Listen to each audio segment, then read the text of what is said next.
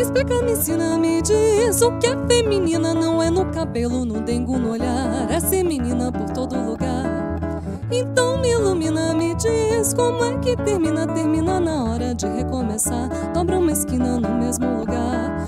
Costura o fio da vida só pra poder cortar. Depois se larga no mundo pra nunca mais voltar. Oh mãe, me explica, me ensina, me diz o que é feminina. Não é no cabelo, no dengo, no olhar. É ser menina por todo lugar. Então me ilumina, me diz como é que termina. Termina na hora de recomeçar. Dobra uma esquina no mesmo lugar. E esse mistério estará sempre lá. Feminina, menina no mesmo lugar. E esse mistério estará sempre lá. Feminina, menina no mesmo lugar. E esse mistério estará sempre lá. Feminina, menina no mesmo lugar. Feminina, menina no mesmo lugar.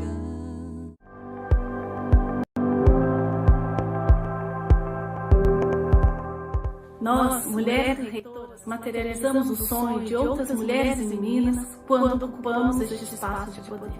Nós, mulheres, quando unidas, somos capazes de superar preconceitos e barreiras. Com coragem, união e fé, nós, mulheres, honramos tantas outras que nos antecederam e que lutaram contra a discriminação, a violência e a impunidade. Com coragem, união e fé, nós, mulheres, trabalhamos para que as próximas gerações tenham um futuro com mais igualdade de gênero, equidade e justiça social. Nós, mulheres, queremos deixar uma mensagem a todas vocês. Representatividade importa.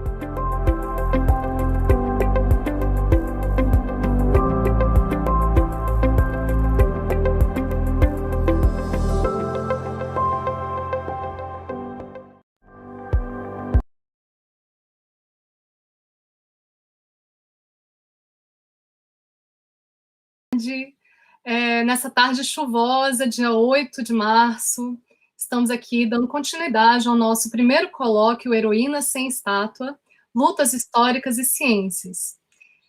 Eu sou Pilar Acosta, sou professora do Campus São Sebastião, aqui do IFB, e estou aqui de novo ocupando esse espaço maravilhoso da TV IFB, que é um espaço inclusivo.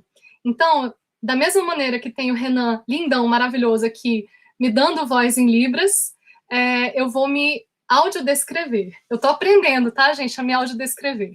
Então, eu sou uma mulher de estatura média, tenho 1,65 m, tenho cabelos muito pretos, muito lisos, minha pele é mais amarelada, eu tenho traços fenotípicos tanto da minha ascendência indígena quanto árabe, por isso que eu tenho olho puxado, nariz grande, etc.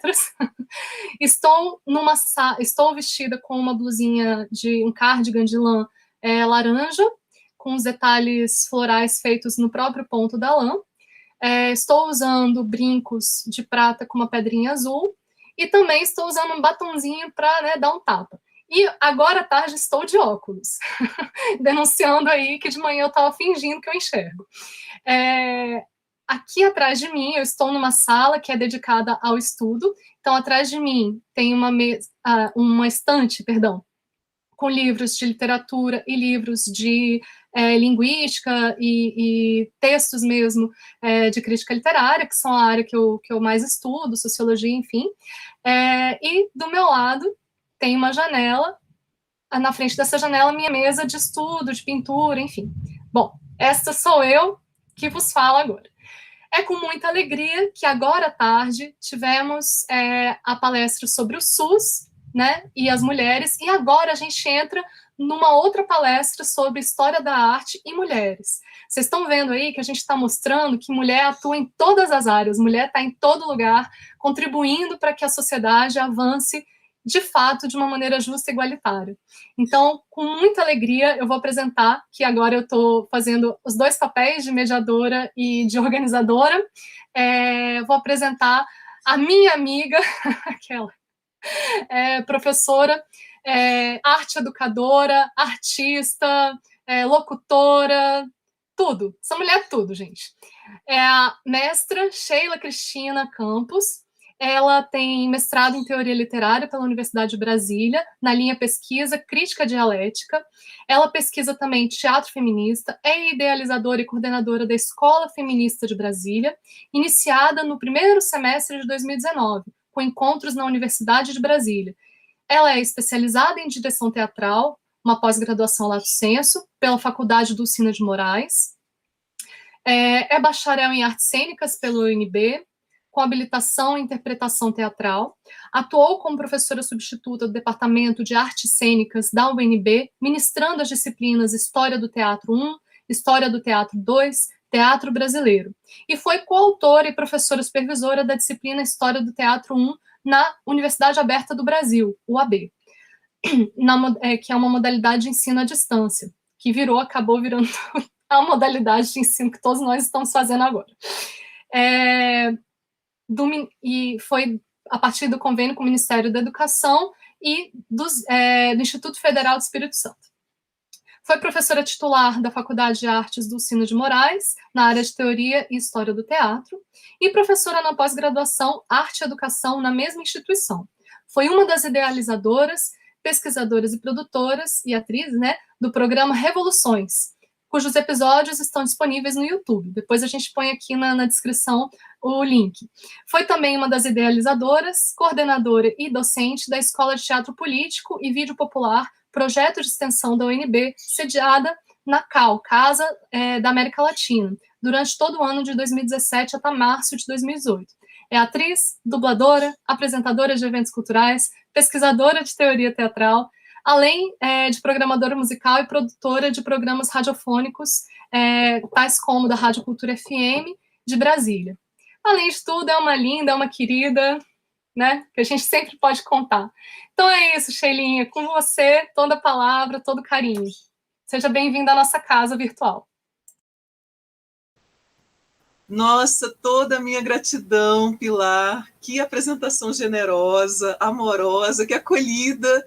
Eu, que estou com o coração na boca num momento desses, não só por esse dia, que é tão significativo, mas também por estar sob uma tempestade aqui no meu bairro e tendo cachorras em casa, já avisando aos nossas companheiras, companheiros e companheiras que talvez tenhamos participações especiais, espero que não, mas eu quero agradecer muitíssimo pelo convite, pela acolhida, parabenizar pela idealização e organização do evento, desejar uma tarde boa, profícua, rica para todos, e também parabenizar e agradecer a toda a equipe que está trabalhando neste momento para que esse encontro aconteça. Então, eu gostaria de falar um pouco, sei que as palestras anteriores frisaram muito no campo da saúde, das ciências da saúde, e agora nós estamos adentrando o território das artes. E aí, nesse importante espaço, que se constitui neste momento um espaço de formação feminista, dando espaço, voz, às mulheres e seus conhecimentos, eu quero reconhecer e reverenciar todas aquelas que lutaram antes de mim para que eu estivesse aqui, todas as mulheres negras, afrocentristas, todas as mulheres indígenas, de todas as etnias do território brasileiro e também do sul global, as nossas irmãs latinas, que tanta turbulência enfrentaram desde a invasão deste continente, e também as brasileiras que viveram e morreram ao longo de incontáveis conflitos em nosso país, todos esses conflitos silenciados, apagados, esquecidos. Eu quero reverenciar também as mulheres que morreram na ditadura civil e empresarial militar, que há pouco mais de 50 anos atrasou os rumos deste país em décadas. E, ainda falando das que lutaram antes de mim, eu quero também dar um cumprimento e agradecer às mulheres com mais idade que continuam nas trincheiras ao nosso lado. Eu já vou também dizendo que eu estou emocionada por vários motivos, nesse dia de hoje, então não estranhem se em algum momento eu transbordar um pouco. A oportunidade, então, essa de nós nos organizarmos aqui nessa luta cidadã contra o conservadorismo, o retrocesso, a tirania que está voltando a nos alcançar em pleno século XXI, é de suma importância, e principalmente porque as mulheres estão na luta desde sempre. Então, essas mulheres que são combativas, fortes, revolucionárias, têm propiciado avanços em todos os campos e também pela libertação humana, mas são sistematicamente apagadas da história, também desde sempre, como estratégia não só de divisão entre nós, mas como de intimidação e de controle. E esse apagamento também se dá no campo das artes.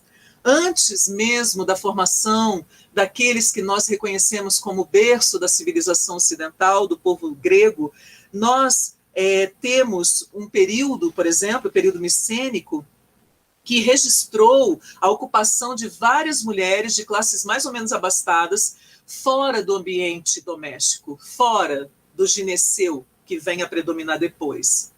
Nesse período, apesar da maioria esmagadora dos poetas de sexo masculino, existiram também mulheres poetas, mas nada daquela produção foi preservada. Nos restou poucos fragmentos, às vezes apenas um registro dos seus nomes, em alguma biografia e algum estudo histórico ou literário. A exceção que nós temos é Safo de Lesbos, uma das maiores ilhas do Ege, que teve uma obra organizada pelos estudiosos da Biblioteca de Alexandria, que conseguiram reunir 9 volumes, dos quais todos se perderam. Também em Alexandria, aliás, em Alexandria, posteriormente, nós contamos com Hipátia, que foi uma filósofa, a primeira mulher documentada como matemática, chefe da escola platônica em Alexandria e que lecionou também astronomia. Essa pensadora foi barbaramente assassinada, linchada na rua. Eu estou falando de poetas e estudiosas reais, históricas. Mas a civilização greco-romana também nos deixou, na mitologia, um grupo de mulheres guerreiras que nunca se deixou dominar, as Amazonas. E é curioso, porque de uma maneira análoga, do continente africano, também nos vem uma história bem parecida, que é a da deusa orixá Obá, que organizou uma sociedade inteira com um exército de mulheres, chamada Elecô. Bom, vindo para uma época um pouco mais recente, não tanto, mas a Idade Média, que acorrentou as mulheres ao sobrenatural, e ainda assim testemunhou a emergência de algumas que transgrediram o papel reservado a elas, como a Papisa Joana, uma das mais controversas lendas / fatos históricos medievais sobre uma mulher que teria se tornado a maior autoridade da Igreja entre os anos de 850 e 1100. Vejam que é um período amplo, mas dentro destes anos nós teríamos tido uma papisa que nós não estudamos, que nós não tomamos muito contato. Já no século XVIII, a dramaturga, ativista política, feminista e abolicionista francesa Olympe de Gouges alcançava já uma enorme audiência com seus escritos. E a sua obra capital, Declaração dos Direitos da Mulher e da Cidadã, que era uma resposta frontal ao patriarcado que pulsava nas entrelinhas da Declaração dos Direitos do Homem e do Cidadão, é uma obra estudada até hoje, mas ela, a autora, foi guilhotinada. No século XIX, nós tivemos Louise Michel, uma combatente na Comuna de Paris, que se recusou, na sua cerimônia de graduação como professora, a jurar lealdade ao Império Napoleônico. Isso a obrigou a fundar uma escola livre para que ela pudesse dar aulas. Aí, no cerco que fizeram à capital francesa, ela combateu nas trincheiras e até mesmo o jornal oficial da Comuna de Paris reconhecia o quanto ela era destacada. Ao mesmo tempo em que ela matava vários dos defensores das ordens, da ordem daquela época, ela também fazia poesia. Mas esse nome não consta entre os principais quando nós estudamos a história da literatura.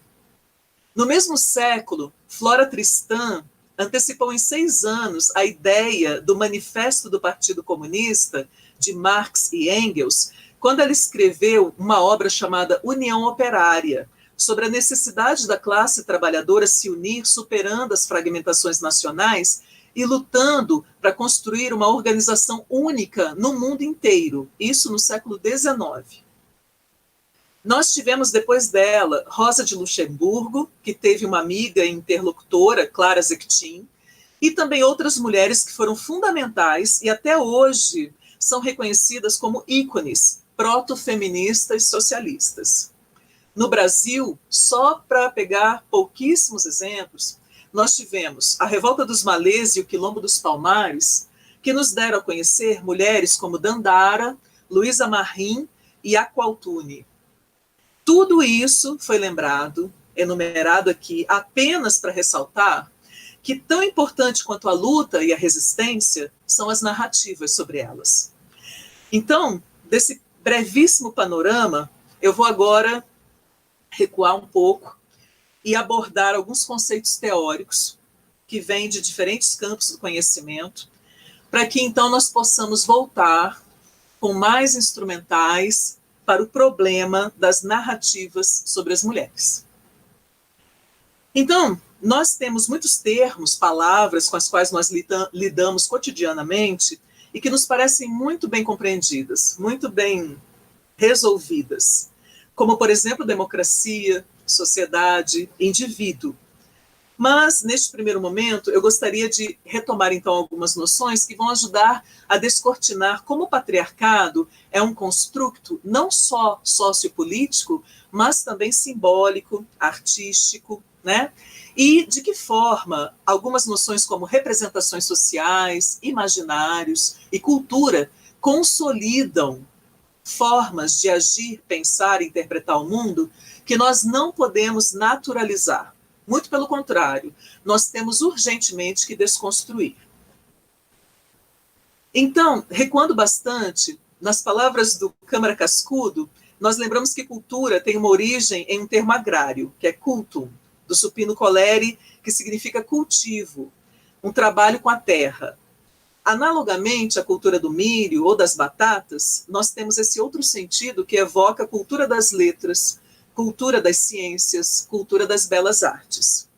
Na concepção francesa, se trata de um exercício da inteligência, estudos ou dedicação humana e dedicação do espírito humano a alguma coisa.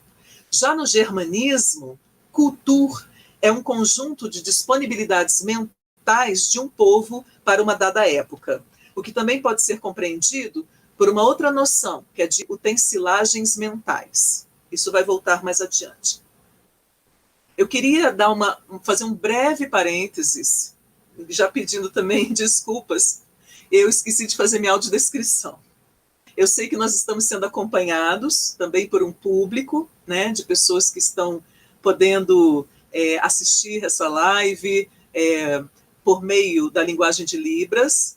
E então, muito rapidamente, eu queria só dizer que eu sou uma mulher cisgênero, de estatura mediana também, tenho 1,69, de pele morena, parda, cabelos crespos, escuros, mas bastante grisalhos na frente, estou com eles presos em um rabo de cavalo, uso óculos para leitura com uma armação preta em forma de gatinho, estou vestindo uma regata preta de alcinhas finas, aparecem mais as alcinhas aqui no vídeo, e atrás de mim, como eu estou na minha sala de trabalho, tem algumas estantes com livros.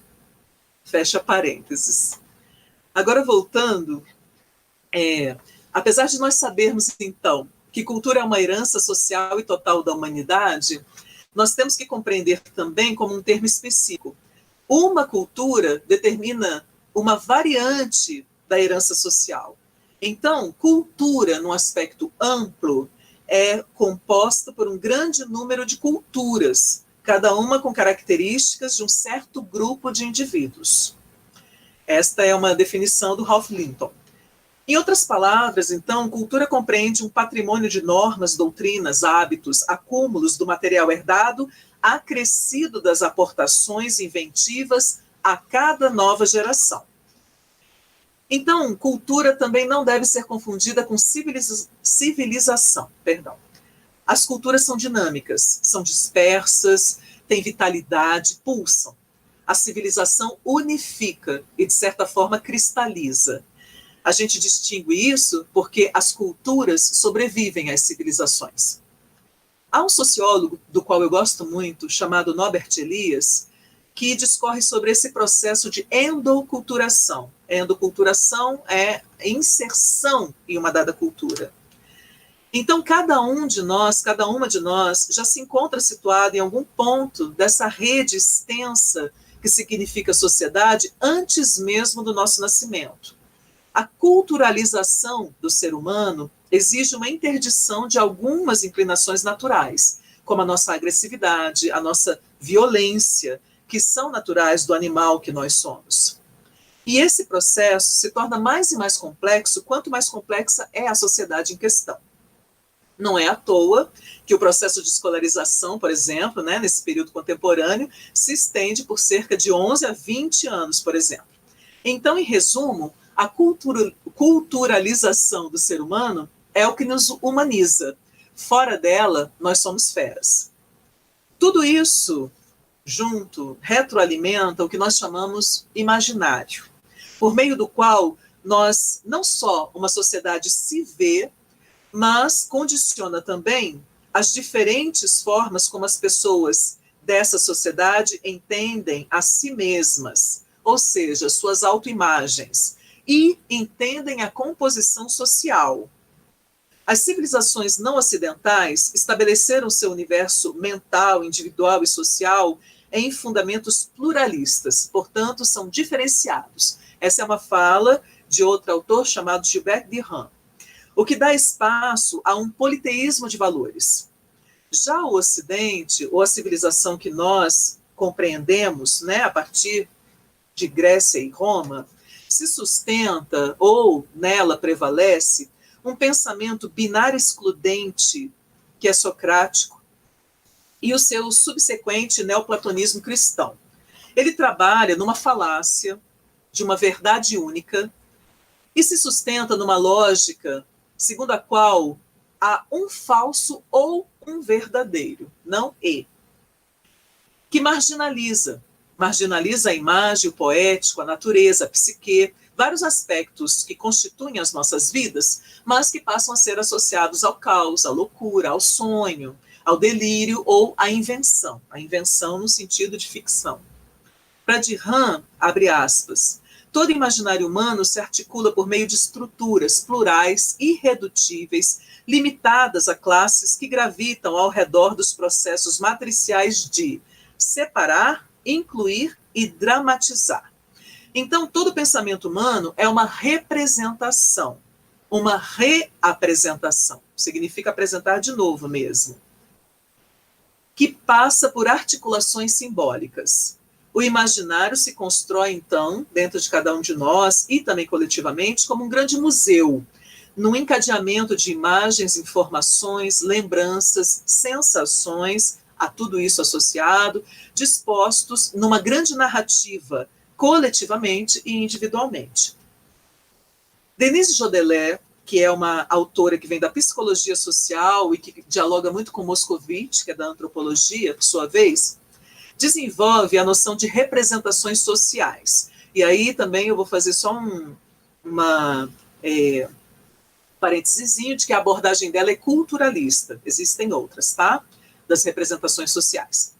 A Denise Jodelet chama a atenção para o processo de ancoragem, né, que é inerente às representações sociais. Ela chama a atenção também para a ininterrupta disputa de pensamentos ou disputa de mentalidades, com a sobreposição e sempre com a prevalência de um ou alguns desses, que nós denominamos de pensamento hegemônico.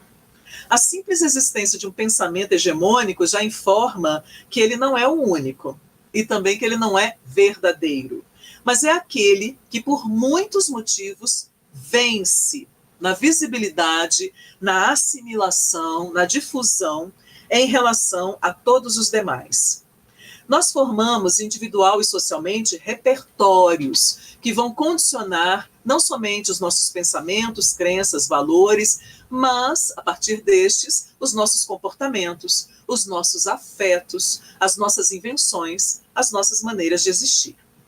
Então, levando em consideração a utensilagem mental de cada horizonte histórico, e essa utensilagem mental se formará a partir das representações sociais, que consolidarão, que alimentarão os imaginários, nós vamos visitar também um autor chamado Febvre, historiador, que analisa que a cada avanço da ciência e da técnica, as várias abordagens possíveis se entrelaçam, colaboram, entram em choque na compreensão de um objeto. Ou seja, nem as inteligências, nem as sensibilidades são desencarnadas. Elas não são universais, gente. Elas não são essenciais. Elas não estiveram sempre aí. Elas são materiais. Elas são construtos históricos, historicamente localizáveis. Então, é muito importante sabermos e estudarmos sobre isso, porque isso alicerça ideologias e visões de mundo, por meio dos poderes subjetivantes das várias linguagens artísticas também, que vão engendrar os valores, as práticas em todos os tempos, nessa disputa de narrativas. Ou seja, são tudo isso fenômenos que se retroalimentam. Então, nós precisamos desvelar as historicidades das formas de ver, o que nos permitirá alcançar os regimes de verdade de cada época e como as concepções de gênero, raça, classe garantem a manutenção do status quo. E por constituírem a base de uma interlocução artística que se estende por séculos no intercâmbio intenso de personagens, de imagens, em várias épocas e que nem no século XXI cessaram, nós precisamos deslindar essas maneiras de pensar, dos modos de abordar e de interpretar o mundo, esses construtos que vão determinar as crenças e os valores que são tomados como verdades. Karl Marx, só para trazê-lo também um pouco para nós, para essa discussão que nas artes também é fundamental, mas ainda não é muito predominante, né? Num livro chamado Introdução à Crítica da Economia Política, expõe que a realidade constitui um amálgama, um mosaico de múltiplas determinações que continuamente oferecem uma unidade do momento, que é aparente e é tomada por nós como resultado. Mas, na verdade, essa aparente unidade tem que ser sempre o ponto de partida. Essa inversão que Marx consegue fazer demonstra que o mundo não pode ser tomado como produto do pensamento humano, que passa a existir para a humanidade a partir do momento que nós conseguimos conceber pela mente. Ao contrário, o mundo pré-existe a mente e também a apreensão pelo pensamento, né? O pensamento opera essa transferência do concreto ao abstrato e significa um equívoco entender o real como resultado do pensamento, como postulou Hegel, por exemplo, e vários antes dele. Essas transformações materiais da vida são apreendidas e verificáveis de várias maneiras pelas diferentes gerações que produzem e produziram conhecimento nas suas diversificadas manifestações, como as formas jurídicas, políticas, religiosas, artísticas ou filosóficas. Numa palavra, isso tudo pode ser resumido como as formas ideológicas de conhecimento, através das quais os homens adquirem consciência. E a classe que tem o poder material, normalmente, é a classe que detém o poder espiritual. Espiritual, quando eu falo aqui, gente, há uma diferença, né, na língua alemã, como nós já vimos, espírito tem a ver com o pensamento, né, com a capacidade intelectiva humana, difere de alma, tá? Em português, os dois são sinônimos, mas naquela língua não.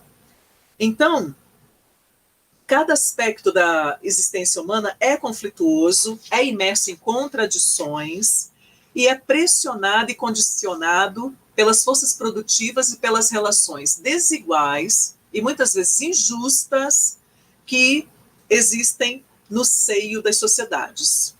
Bom, agora tendo como foco as questões e as lutas das mulheres, nós sabemos que o cenário artístico é árido para nós e que as representações que circulam, tanto na mídia quanto no tecido social, como nos discursos competentes, são ainda, em sua grande maioria, negativas, limitadoras ou limitadas no tocante às mulheres.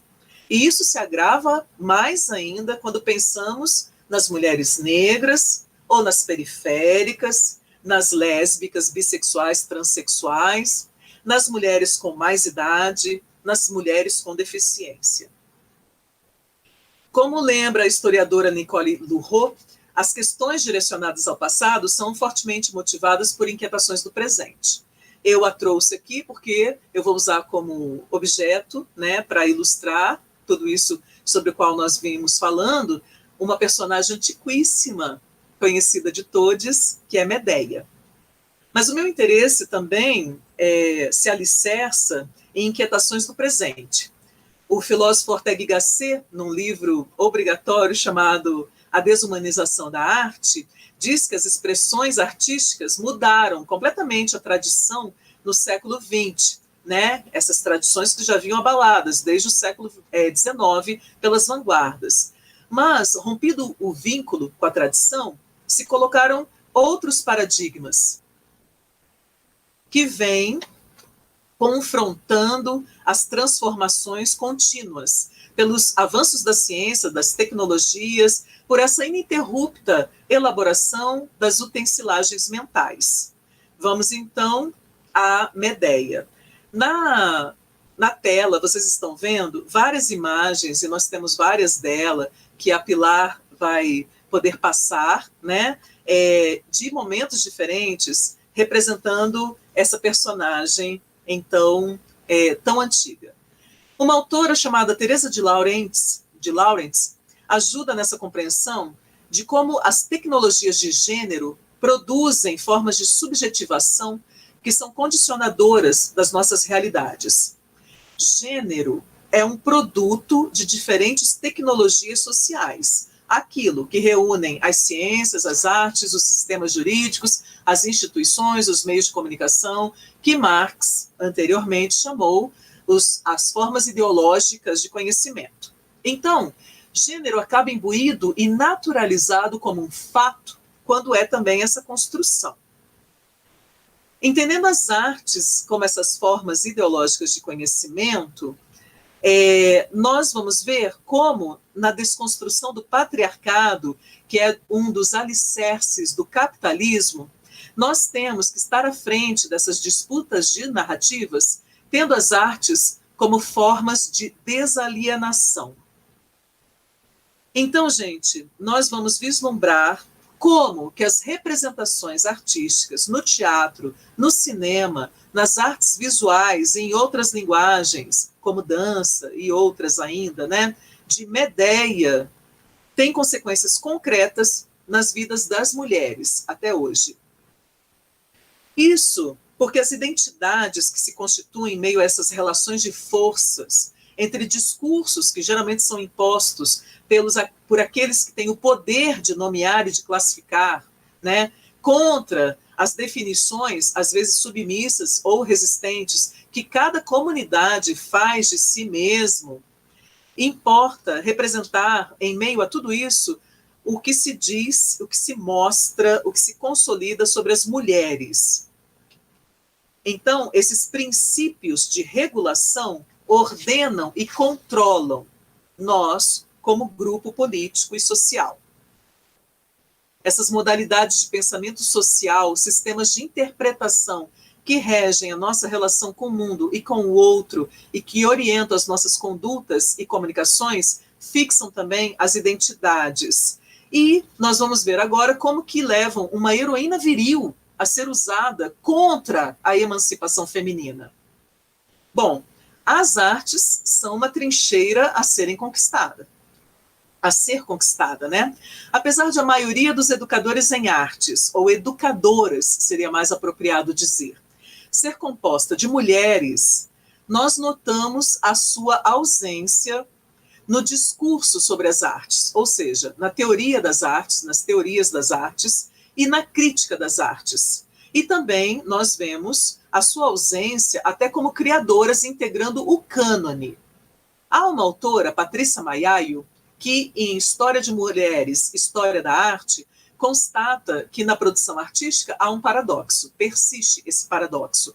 Há uma hipervisibilidade das mulheres como objeto e a sua invisibilização como sujeito criador. Essa disputa ética e estética empurra as autoras, em todas as linguagens, para vias marginalizadas. Por exemplo, na literatura, nós temos um campo chamado escritas de si, né? Ou publicações feministas, que, em outras palavras, acabam desacreditando essas produções como obras de arte. Gente, até mesmo no meio político, quando nos partidos ou no campo da esquerda se falam das pautas identitárias, se está diminuindo essas lutas, que são intrínsecas a todos os grupos oprimidos. Então, não dá para dissociar uma coisa da outra. Na tragédia grega, o punitivismo paira sobre as personagens femininas que ousam conquistar agência, ou seja, serem agentes em lugar de objeto passivo. E nós notamos uma insistente adjetivação que desqualifica e estigmatiza essas mulheres viris em todos os tempos, a despeito, ou justamente por esse motivo, da existência de indícios proto-feministas presentes desde o mito, e são sempre secundarizados. Sobre Medeia, então, paira essa complexidade de não corresponder ao papel feminino estabelecido em nenhuma das eras gregas, nem nas cortes, nem no período mais recuado, e menos ainda na polis. Então, voltando ao momento do mito mesmo, apesar da Cólquida ser próxima à terra das Amazonas, e isso, segundo a narrativa que consta do mito dos Argonautas, tá? Isso é descrito na viagem da nau Argos. A Medeia não chega a ser uma guerreira, que abdicou dos homens e contra eles guerreia, mas ela vive de uma maneira fronteiriça. Tem um autor, o Bonnefoy, que vai dizer que o instrumento de trabalho, a arma de Medeia, não é o espeto, mas é o caldeirão, a panela, onde se colocam para ferver os pedaços de carne que se separam, que são tirados das vítimas de sacrifício. A contradição é a seguinte: primeiro, porque na Grécia a preparação da carne não era ofício das mulheres, era dos homens. Só os homens eram cozinheiros porque eles sacrificadores.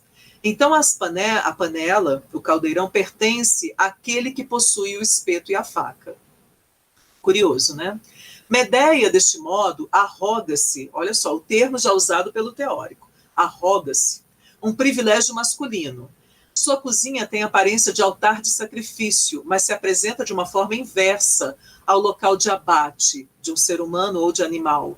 E a vida sai de seu caldeirão, como de um ventre feminino, uma vida renovada, como aquela vida que ela prometeu às filhas de Pélias, né, o usurpador do trono de Jasão, quando mostrou um cordeirinho saindo, renovado do caldeirão de bronze, onde, minutos antes, havia sido colocado, retalhado em pedaços. O caldeirão, todavia, foi usado depois para matar Pélias e escondê-lo no ventre da terra. Termina aqui a citação. Essa heroína, apesar de aristocrata, é aprisionada nessa alteridade. Mesmo no mito e mesmo nas tragédias, ela é vista como uma estrangeira, vista de uma terra selvagem, vinda de uma terra selvagem.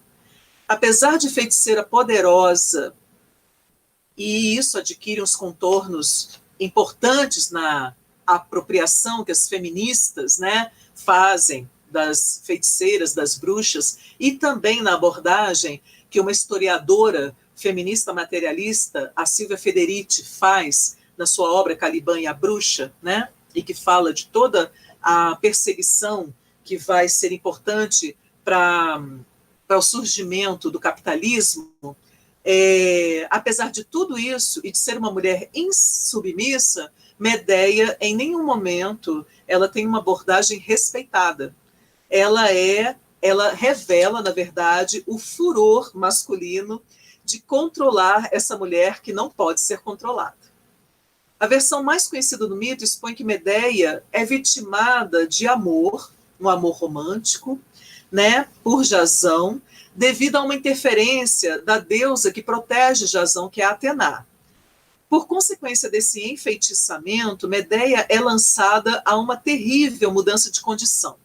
De cara, ela decai de uma nobre, poderosa, a uma exilada, fugitiva de diversos países. O seu poder salva Jazão inúmeras vezes, todas as vezes que ele necessita, mas não garante o seu reconhecimento, nem por parte do companheiro, nem o reconhecimento da posteridade. São vários os autores que afirmam que o nome de Medeia é indesejável desde a antiguidade. Na avaliação de uma teoria e de uma crítica literárias, historicamente dominadas por homens, a aliança poderosa de uma aristocrata e semideusa com esse herói grego não é nada aclamada.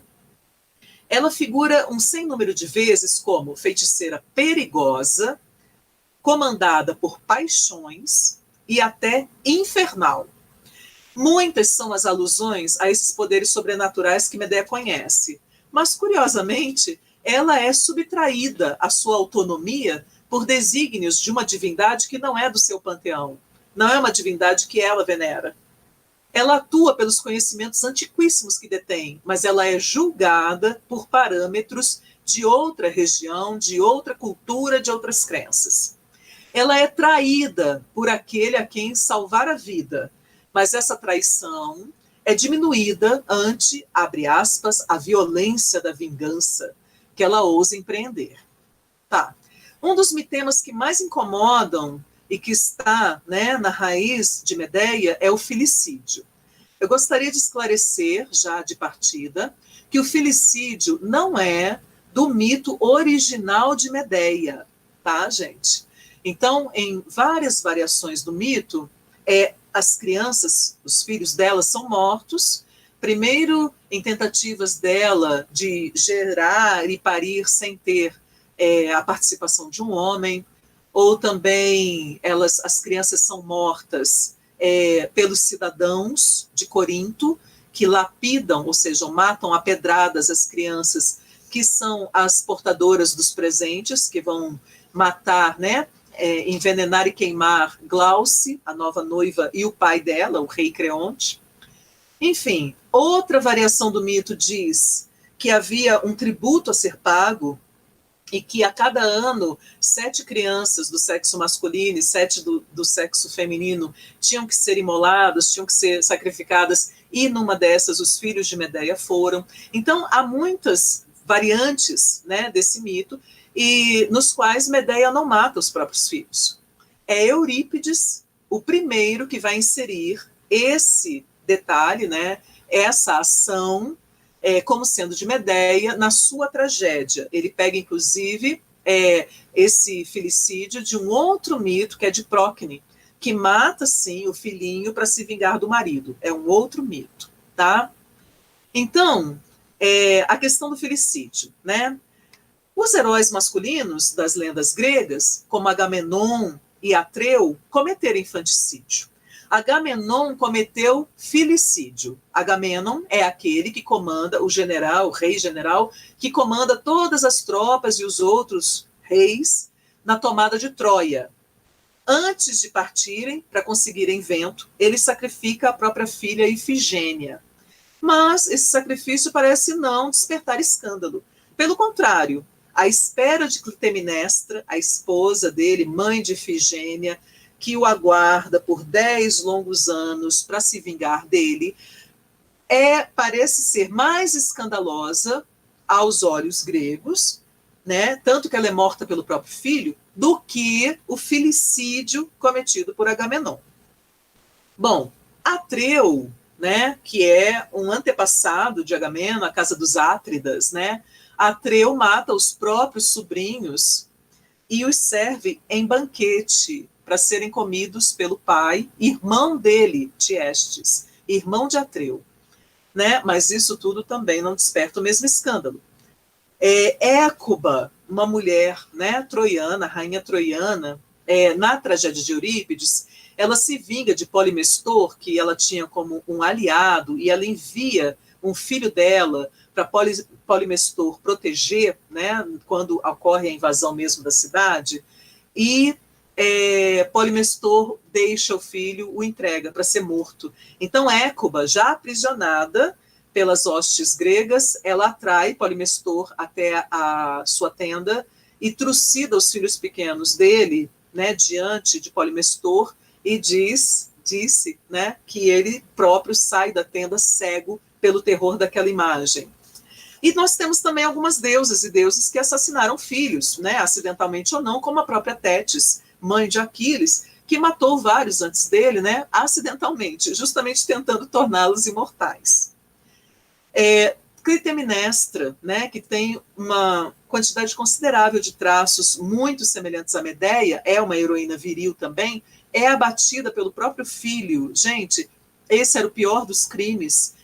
Ela é morta por Orestes, mas esse matricínio não o condena, né? Orestes é absolvido no tribunal dos deuses, inclusive pelo voto de Atena. Bom, então por que somente Medeia é abjurada pela posteridade, né? Pela eternidade? Essa prática infanticida que ocorria em Corinto, né? Então não deveria causar esse escândalo tamanho. Nós vemos, então, que Medeia, a partir desse texto euripidiano, é mais poderosa, individualmente, tá, gente, do que todos os reis que a insultam.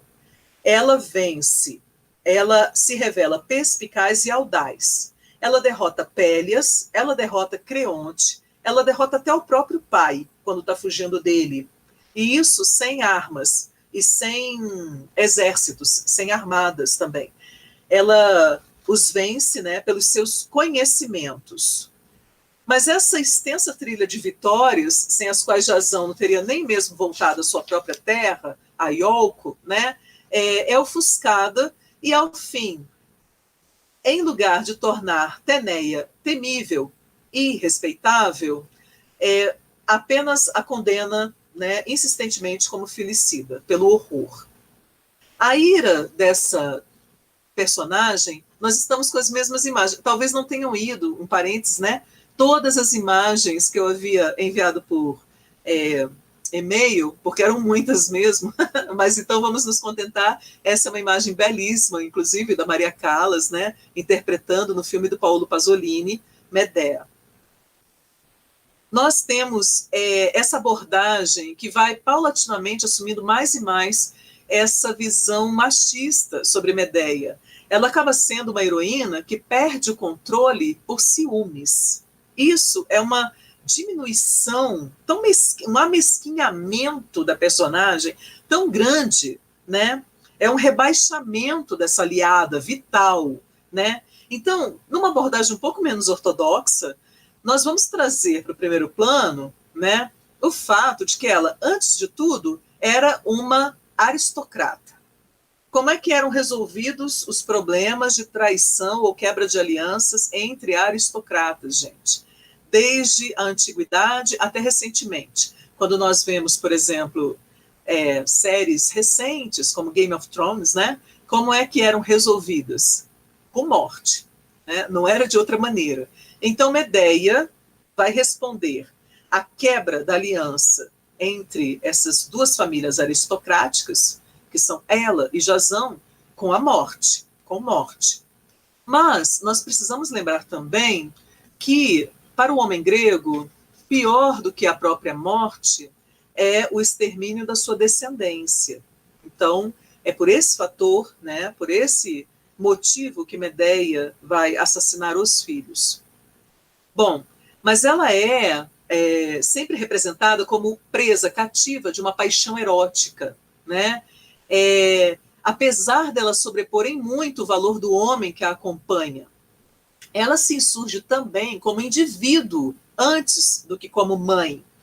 Ela reclama nas tragédias a ofensa sofrida, o desrespeito, o pacto quebrado. Ela reivindica o juramento antigo, sagrado, que estava entre os mais sólidos valores do Genos. Ela não admite ser descartada. E ela não enxerga nos filhos uma herança, uma dádiva, por meio da qual ela deva se consolar abnegadamente, como inclusive ela é aconselhada em algumas das tragédias pela ama, né?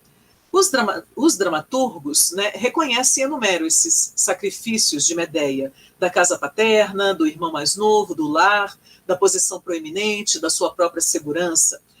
Essas escolhas todas, né, feitas por uma mulher que poderiam evitá-las, dada ao alcance, né, de suas capacidades, mas que são tomadas focadas numa prioridade, exatamente Jasão, aquele por quem Atena a enfeitiçara. Bom, se o velocino de ouro é o tesouro que Jasão tem que conquistar e levar de volta para Iolco, e é um símbolo da realeza para vários adversários, o tesouro de Medeia é o próprio Jasão, e que ela reclama para si, ao cabo de tudo. E todos os passos que ela crava nessa vingança grandiosa é diminuída na posteridade. Bom, eu reiterei uma boa quantidade de vezes, né, que ela é uma heroína que sozinha venceu todos os seus adversários, 3 grandes reis, né? Mas a fortuna crítica, o que nós chamamos de fortuna crítica, né, que é esse apanhado da crítica literária em várias épocas, né, é monopolizada por homens. E aí nós acabamos tendo Medeia como aquela que se deve aniquilar, ou aquela que as mulheres não devem ser. Aí cabe também uma discussão sobre maternidade compulsória, mas que nós não temos tempo aqui. Eu queria só finalizar chamando novamente a Patrícia Maiaio, historiadora da arte, que quando analisa a autorrepresentação das mulheres e a difusão dos discursos das mulheres acerca de si próprias nas artes, determina. Isso tem que ser uma prioridade na nossa era. Então, nós precisamos retomar não só a linha de frente como criadoras, mas também todo esse espaço, né, que vem depois, que é o da teoria da teoria artística, teoria das artes, da literatura, do teatro e das outras linguagens, que vão legitimar a produção feminina, feminista, a produção das mulheres, e também da crítica, e além de outros espaços que vão permitir a difusão, a repetição e o reconhecimento, não só dos pares, como do público, né? Então, isso é entender que as artes não são reflexo da realidade, mas discursos que, apesar de terem suas regras e convenções, com um código que não é nem mais natural e nem mais verdadeiro e muito menos transparente do que todos os outros discursos, né, que não acata a ilusão burguesa da neutralidade, né, ou da universalidade, nós precisamos ocupar as artes como expressões inteiramente comprometidas com projetos de sociedade. Todas elas o são, conscientemente ou não. Bom, companheiros, eu não marquei meu tempo, e por isso me escapou, são 4h53 no meu relógio. Se a gente começou no tempo mesmo, Pilar, eu falei 50 minutos.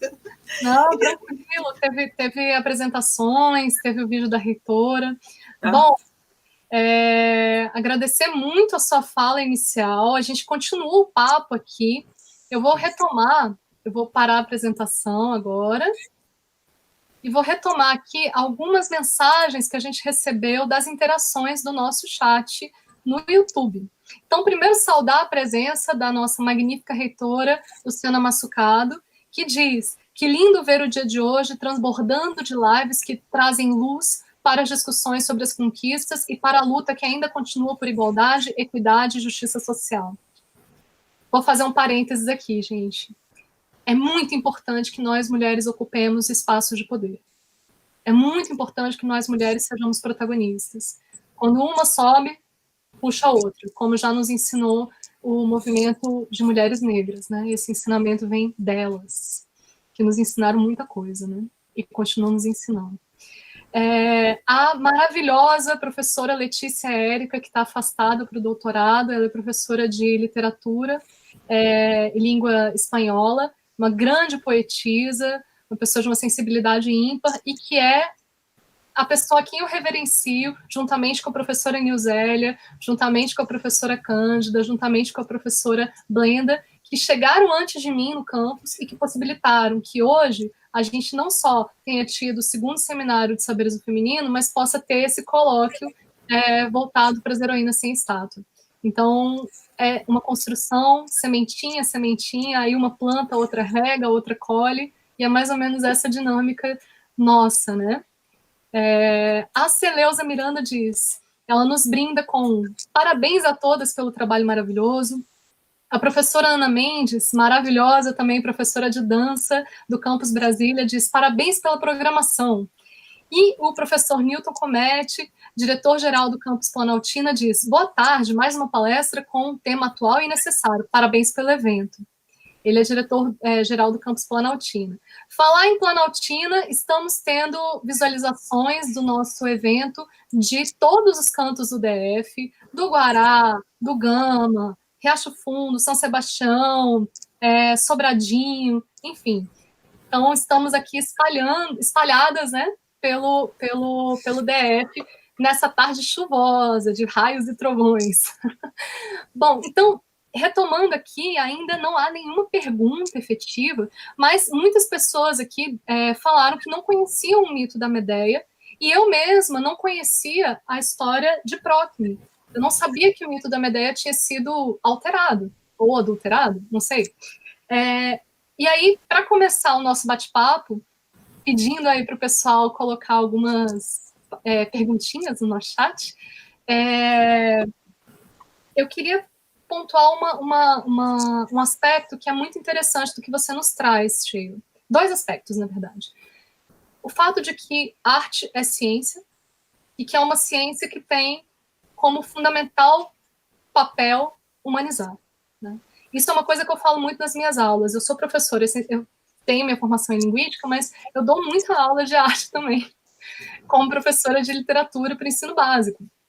Então, eu sempre retomo essa dimensão da arte como uma ferramenta de humanização. Então, no limite, pensando funcionalmente, né, é por meio da arte que a gente entra em contato com outras formas de ser no mundo, é por meio da arte que a gente entra em contato com outras histórias, vivências, e talvez a gente possa aprender e apreender com essas histórias caminhos para a gente se entender. Tinha até um professor meu que falava de biblioterapia, que era a terapia a partir dos livros. Então, você lê para você se entender no mundo, bem autoajuda, mas não sendo livros de autoajuda. Ele falava, por exemplo, Grande Sertão Veredas, enfim. E aí, então, esse é um ponto que eu acho muito interessante a gente trazer da arte como uma tecnologia, né, que você fica subjacente ao texto que você trouxe para a gente. E aí você traz um paradoxo que eu achei muito interessante, que é, por um lado, uma hipervisibilidade, né, das mulheres como objetos. Então, sistematicamente, a gente vai ver mulheres representadas seminuas, de costas, deitadas, disponíveis, frágeis, etc., na iconografia, né, principalmente ocidental. Não é a mesma coisa para iconografias de povos de África, de povos indígenas, relacionado com o feminino. Então, a gente está falando bem de uma história eurocentrada, dentro dessa ocidentalidade que a gente pode circular, né? Tanto que a Oyeronki, ela fala da invenção das mulheres, né? Que o conceito mulher é uma inovação, é uma importação da Europa para o continente africano, né? E aí depois você fala da invisibilidade da criação. Então, mulheres que são invisibilizadas como criadoras, como pessoas que são capazes, dotadas de construir saberes, de construir contribuições, de promover, enfim. E, ao mesmo tempo que a gente tem essa invisibilização, a gente tem o epistemicídio. O que é epistemicídio? É a morte do conhecimento. Então, aqueles saberes ancestrais, por exemplo, os saberes das ervas que a gente estava falando na live anterior com a professora Vera, ou outros saberes, né, sobre o ser mulher, enfim, ou que nascem do feminino, são simplesmente apagados do mundo, simplesmente ditos que não existem.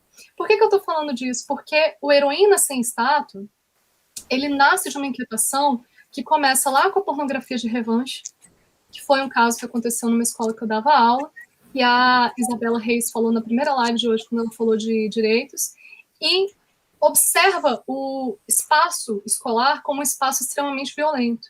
E aí eu fui olhar para o currículo, e a gente não tem mulheres no currículo. Por exemplo, o currículo do GDF é um currículo extremamente avançado, e lá está colocado categoricamente trabalhar textos de autoria de autores e autoras negros. Mas não está colocado obrigatoriamente trabalhar textos de autoria de mulheres.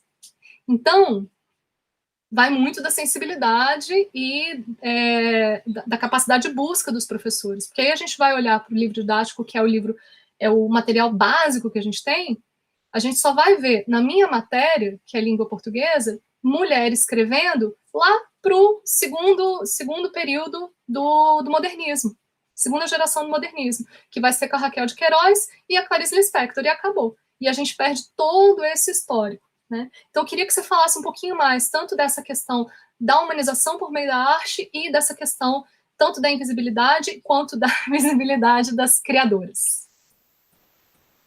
Grata, nossa, Pilar, inclusive você trouxe tanta coisa, né, assim, que enriquece, mas ainda, e a nossa mente fica a mil, porque já pensando em outras pesquisas que se precisa fazer, em outras coisas que eu desejo ler, então agradeço demais. E vou retomar rapidamente por esse último ponto que você falou. Na literatura, na história da literatura, por exemplo, parece que nós só temos autoras a partir de Raquel de Queiroz no Brasil, né? E é pouco difundido que o primeiro romance brasileiro escrito em língua portuguesa, na verdade, foi escrito por uma mulher, né? Me escapa o nome dela aqui agora, eu até tinha anotado, mas não vou encontrar nesse momento. Mas eu descobri isso quando estava no mestrado, na literatura na UNB, fiquei chocada. E é exatamente por causa disso, porque a crítica a apagou, atirou, simplesmente assim, descartou o romance dessa autora sob uma desculpa de que ou ela não tinha nascido no Brasil, tinha vindo aqui para cá criança, ou ela tinha mudado, nascido aqui, mas em alguma altura da vida mudou para Portugal. Enfim, inventaram alguma coisa em relação a isso para justificar o fato dela não constar como a primeira autora, né, aquela que inaugura o romance no Brasil. Aliás, o próprio gênero, né, há algumas obras que dizem que esse gênero ele nasce, em verdade, antes ali do período da modernidade, que Chartier vai descrever e tudo, mas lá nas cortes japonesas, nas escritas de mulheres, né? Mas tudo isso é apagado. E aí, voltando para a questão das artes como formas de conhecimento, né? Artes como parte do processo civilizatório, nós temos as várias formas de conhecimento, e se diz, inclusive, que as artes são a mais complexa, né, de todas elas, porque você precisa galgar esses degraus a ponto de alcançar um determinado nível, ou uma determinada construção, um determinado repertório, que te permita, né, destrinchar os vários aspectos dessas linguagens, que não tem absolutamente nada de muito objetivo, né? Elas vão para outros vieses, né? Então, nós precisamos estar muito atentos a isso, porque as artes, de uma maneira também, digamos, silenciosa, ela vai cimentando, alicerçando e consolidando a manutenção de desigualdades, né? Nós temos a prevalência de uma arte burguesa, começa por aí, nós temos a prevalência de uma arte masculina, discursos masculinos acerca do mundo, das mulheres, das outras etnias, né? Dos valores, do que importa, do que não importa, do que é aceitável e desejável e do que é execrável. Então, nós não temos muito nem o domínio das mulheres nessa criação, ou quando há o reconhecimento, a documentação e registro é negado, então ela não consta do cânone. Vou dar um exemplo, né? Hoje, mais cedo, uma colega, atriz, falando para mim, Sheila, eu estou num grupo de pesquisa e nós fomos pesquisar sobre peças escritas por mulheres no Brasil. E aí você vai na internet e é dificílimo. Assim, você não encontra, você coloca lá peças de autoria feminina, peças não sei o quê. Aí demora até você encontrar alguma coisa, e a partir de um nome você consegue ir fisgando outros, né? Então, por que isso não está organizado? Por que isso não está disponível, né? Gostaria de falar que as artes como forma de conhecimento também, né? Esse questionamento das artes como forma legítima de interpretação do mundo, ele sofre questionamento lá com Platão, né? Lá num período muito recuado. E aí, na República, Platão já vai falar das artes, né? Mas fica muito evidente a importância política das artes na República. E por isso ele se ocupa, né, de cercá-la, de abordá-la, de analisá-la e então deixar um certo veredito, né? Ele a desqualifica como forma de conhecimento. Mas talvez porque as artes tragam em seu bojo, né, esse aspecto. Elas não são binárias e excludentes. Elas são profundamente complexas, né, e agregadoras não no sentido de nos reúne, mas elas são uma amálgama e complexo demais para atenderem a essa lógica. Então, ele vai, a partir dessa obra, né, e os outros filósofos que virão dialogando com ele depois, vão acabar aprisionando as artes nesse campus do pouco confiável, né? Como a invenção, como o sonho, aquilo que também a gente disse anteriormente, mas elas são parte primordial da nossa endoculturação.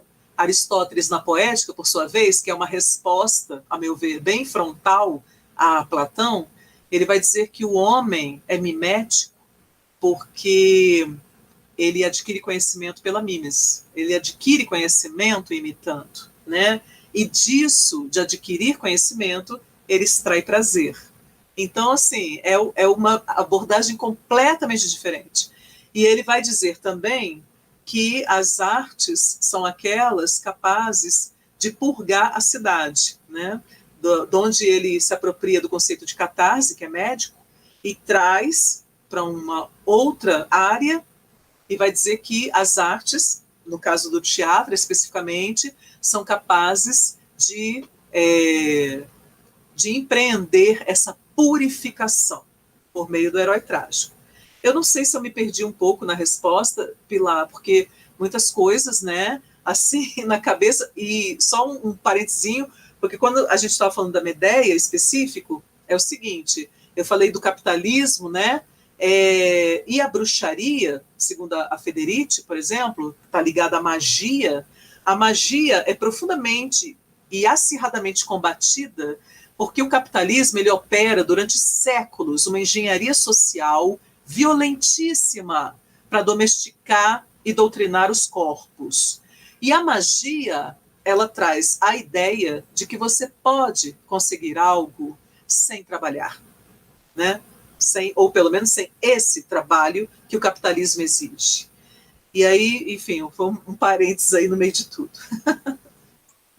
Muito interessante, e é uma história que precisa tanto ser contada que a gente vai abrindo reflexões e não acaba, né? São tantas dúvidas, são tantos questionamentos, tantos eixos de reflexão, por isso que é tão importante que nós também tematizemos mulheres. Não só nós, mulheres pesquisadoras, estudiosas, mas também os homens. Então, fazendo um parênteses aí, a gente não precisa ser mulher para falar de mulher. A gente pode ser homem e pontuar, olha, estou, a partir do meu lugar de fala como homem, estudar mulheres, né? Porque, às vezes, a gente cai no perigo de cercear o debate, e não é isso. Quanto mais conhecimento for produzido, quanto mais pesquisas forem feitas, mais a gente vai poder se aprofundar e não se surpreender, por exemplo, como eu, que dou aula há mais de 10 anos, passei por mais de 14 anos de formação, só no campo das letras, e não conhecia a história que você contou agora. Acho que o primeiro texto escrito, né, foi por uma mulher. E isso, assim, eu vou ter que me penitenciar depois. Ou não sei, enfim. Então, retomando aqui o chat, a professora Ana Carolina diz: grata, Sheila, muito aprendizado sobre essa construção das representações humanas. A Ângela Bertasso, ela diz: parabéns pelo colóquio, muito bom. Gostaria de perguntar à palestrante, mesmo tendo um domínio e prevalência dos homens sobre a mídia, sobre os relatos históricos, existem evidências da mitologia grega de mulheres que se insurgiram contra o controle masculino e puderam apresentar contribuições à arte e à sociedade? Aí, vai anotando aí, que tem mais pergunta. O professor Henrique Zanata, da matemática, também do IFB, diz: primeiramente, parabenizo a Sheila pela exposição e gostaria de pedir a ela para citar outras representações negativas de mulheres na literatura ou na crítica literária, talvez desapercebidas por nós. A Ângela Bertasso, ela também observa que ela assistiu a uma dissertação de mestrado em que se analisava a insurgência de mulheres gaúchas ao domínio masculino registrado através dos bordados das bombachas. Olha aí os saberes femininos, os saberes do mundo, né? Das mulheres. E aí eu comentei, algumas das nossas alunas já tiveram contato com as arpigueiras do Chile, que também são uma forma de bordado e protesto desenvolvido no Chile. Uma das pessoas que levou essa arte para o mundo foi a Violeta Parra. Bom, devolvo aí a palavra para ti, você responder essas duas perguntas e essas interações que a gente teve. Sim. Está aberto o microfone. Então, sobre outros exemplos de insurgência de mulheres na antiguidade, se eu compreendi bem, ou nas obras antigas, né, da antiguidade, na tragédia grega, né? Vou pegar, pelo menos o campo que eu estudo é mais voltado para a tragédia grega, tá? Então, assim, nós temos várias outras heroínas, e eu já começo dizendo o seguinte, que várias dessas deusas e heroínas que nós conhecemos hoje, da mitologia greco-romana, elas eram poderosas deusas indo-europeias e que já naquele momento, naquele período, né, no estabelecimento da sociedade patriarcal, que vai se consolidar mesmo com os dórios, né, naquela fusão dos povos proto-gregos, elas vão sendo diminuídas. Então, nós temos deusas que depois elas viram a filha, elas viram humana, elas viram não sei quem, sabe? Então, Helena é um exemplo disso, né? Helena é tida como uma semideusa por nós, filha de Zeus com Leda, por isso, a mulher mais linda do mundo. Mas Helena era uma deusa antes. E mesmo na mitologia, ela também, há algumas versões, algumas variações, em que ela era tão astuta, tão inteligente quanto Odisseus. Ela quase consegue desmascarar o cavalo de Troia, numa das versões do mito, né? Mas isso tudo é apagado. O que chega pra gente é só, pronto, Helena é linda, maravilhosa, ficou lá assistindo de camarote, a guerra não fez nada. Então, assim, né? Isso sistematicamente se aplica a todas. E aquelas que ousam se erguer contra, como Medeia, como Clitemnestra, né? Elas são sempre caracterizadas dessa maneira negativa. E aí eu reforço, porque os dramaturgos são homens. Na minha dissertação de mestrado, eu fiz uma comparação de várias peças, né, de vários textos de Medeia, em autorias masculinas e femininas. Gente, mesmo respeitando ali, né, a estrutura da tragédia, da trama, você vê uma mudança de sentido radical nas falas, nas expressões, que as autoras mulheres colocam, né, nas bocas de, desde o Corifeu até a Ama, até a própria Medeia, sabe? Então, assim, você consegue vislumbrar outras explicações para aquilo tudo ter acontecido, né? O mito de Medeia, gente, para quem não conhece, é aquele segundo o qual ela é tirada de sua terra natal por Jasão, e o ajuda a levar o Velocino de ouro, depois vai matando os adversários dele, eles se estabelecem em Creta, e a peça começa sempre no seguinte momento: Medeia é mais velha que Jasão, e aí Jasão está de bodas marcadas com outra princesa, chamada Glauce, em algumas versões Creusa, que é filha de Creonte, da terra onde eles estão, onde eles foram aceitos, né, no exílio, e ela recebe um comunicado de que ela tem que sair dali, porque ele vai se casar com a Glauce e eles não querem, né, nenhum empecilho, e Medeia, como tem poderes conhecidos, ela pode constituir uma ameaça, então ela é informada de que ela tem que ir embora.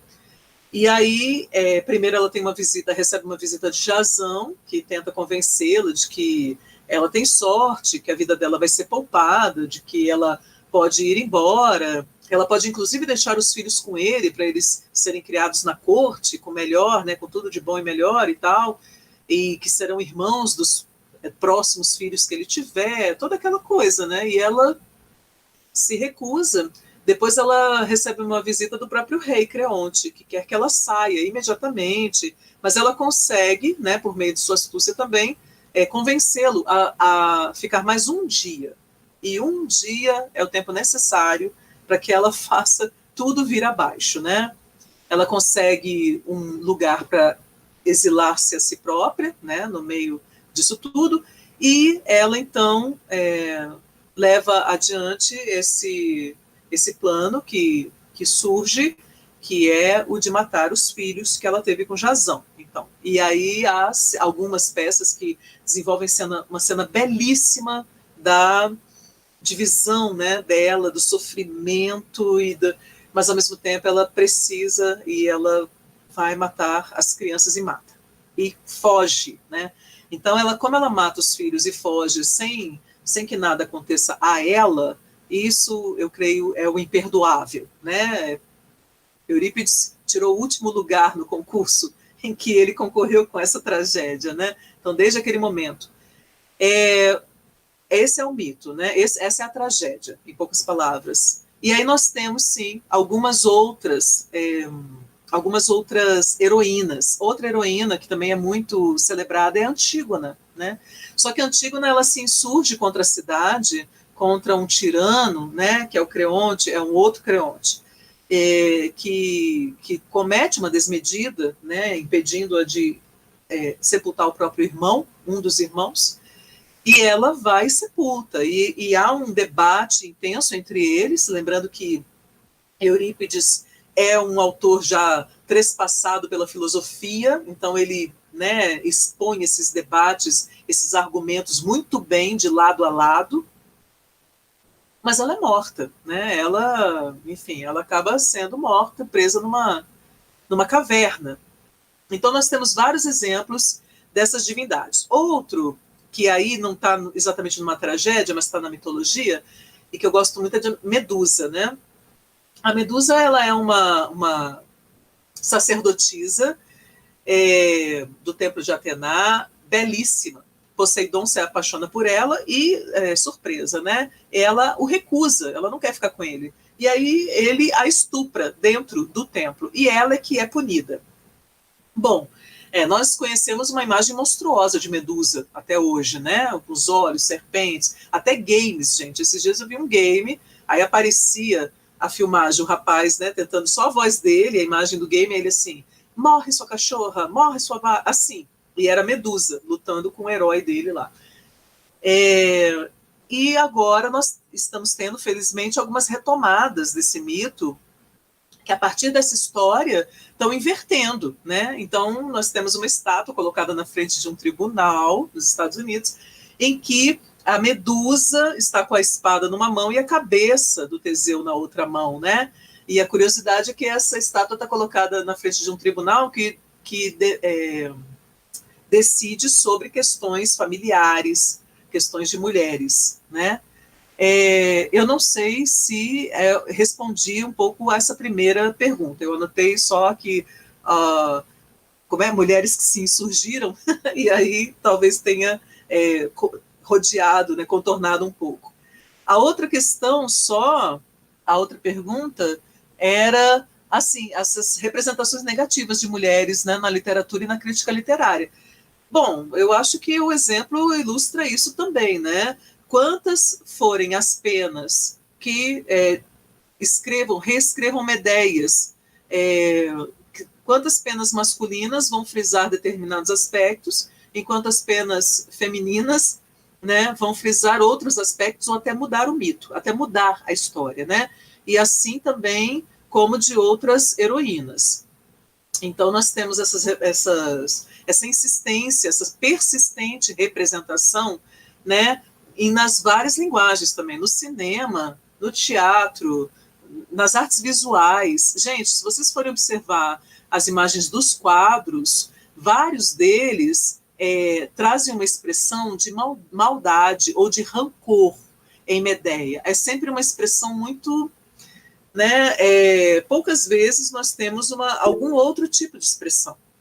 E algumas dessas, em fotografias na contemporaneidade ou outras formas de representação, feitas por mulheres. Eu lembro muito de uma imagem, infelizmente ela não foi, que é de uma Medeia, assim, segurando a coisa, mas ela numa solidão, sabe, assim, que é muito tocante. É uma fotografia tirada, elaborada, né, concebida para uma mulher. Então, assim, eu peço até desculpa se eu não tiver respondido exatamente, mas eu creio que nós vamos por esses caminhos. Por isso é importante, né, nós termos mais e mais mulheres produzindo teorias das artes, né, e crítica das artes também, porque senão nós vamos continuar como se nós não tivéssemos existido. Muito lindo, muito bonito, assim, ver como a gente se reencontra e se redescobre a partir desses arquétipos, né, das representações do feminino. Quantas de nós não somos chamadas de loucas, de histéricas? Quantas de nós não somos submetidas à violência e depois revitimizadas pela violência das instituições, né?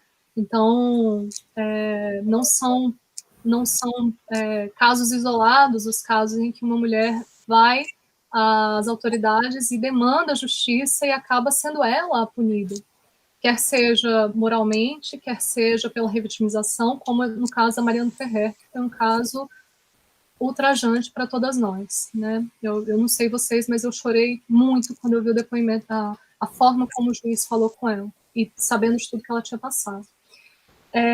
Falando disso, já encaminhando para o final, estamos chegando ao final da nossa conversa, eu queria saudar o IFD por estar construindo espaços de acolhimento para as mulheres, para acolher denúncias, para acolher questionamentos feitos sobre a violência de gênero que acontece na nossa instituição, não porque a nossa instituição seja ruim, não, é porque a nossa instituição faz parte e é espelho de uma sociedade em que nós, mulheres, continuamos a ser seres humanos de segunda categoria, ou sequer seres humanos, e, portanto, corpos passíveis de serem violados, serem tocados, serem abusados. A gente poderia continuar aqui eternamente falando sobre a representação das mulheres na arte.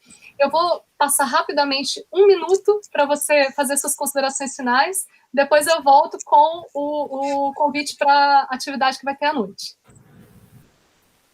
Agradeço imensamente, Pilar, pelo convite, pelo carinho, por essa condução maravilhosa.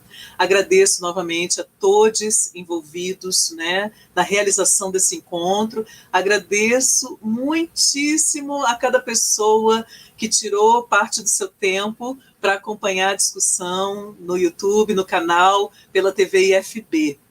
Esse assunto é inesgotável, nós podemos tomar inúmeras personagens femininas nas várias linguagens para fazermos esse mesmo exame e demonstrarmos, né, a persistência dessas desigualdades.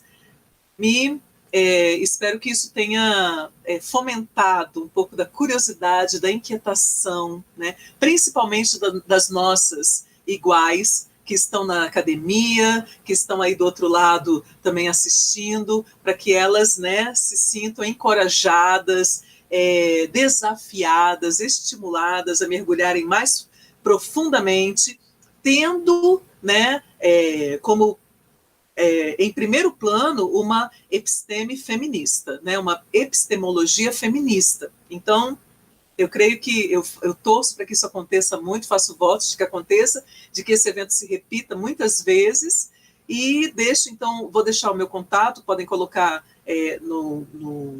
nos comentários, né, que é sheilacampos@gmail.com, tem também umas páginas nas redes sociais, a gente pode continuar conversando, é uma paixão imensa, né, e eu espero acompanhar vocês ainda nas outras lives, vou assistir agora a da noite, e que esse evento e que esse tipo de debate aconteça muitas e muitas e muitas vezes. Agradeço as perguntas e tudo, as contribuições. Grata, gente, gratidão imensa. Nós é que agradecemos a sua generosidade de ter passado esse pedacinho de tarde conosco, nos brindando com seu conhecimento. Muitas falas de, nossa, quanta informação, caramba, não sabia disso. Então, muitas descobertas e redescobertas aqui. Queria agradecer muito a Sheila por ter topado participar dessa atividade.